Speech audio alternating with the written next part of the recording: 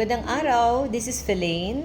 Kung maalala niyo po, nag-share ako earlier ng video tungkol sa hormonal imbalances at ano ang epekto nito sa ating pangkalusugan, lalong-lalo na po sa mga kababaihan.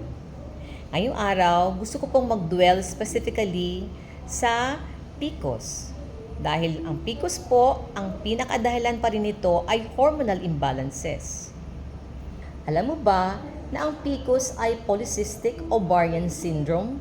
Pag sinabi mong syndrome, yun to say maraming dahilan kung bakit nagkakaroon ng PCOS. Subalit, PCOS specifically ay isang hormonal imbalance na madalas nakikita sa mga kababaihan na ang edad ay 15 to 44 years old. Hindi ito simpleng irregular periods lang.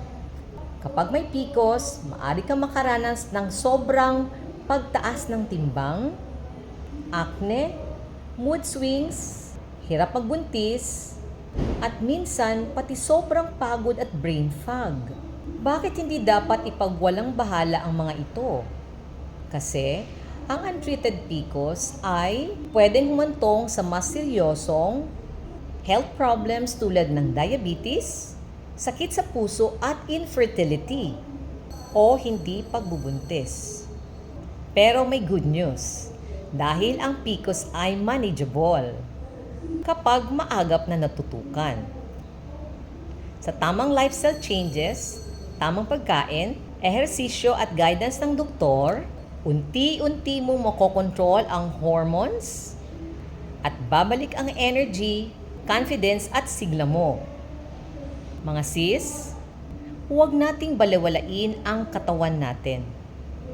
Kung ramdam mong may sintomas, magpatingin ka agad. Tandaan, ang maagang aksyon, maagang kaginhawaan. Ito po si Phelaine, isang nurse, ang inyong health advocate na handang tumulong at tumugon sa inyong mga katanungan. Till next video, please follow me. Maraming salamat!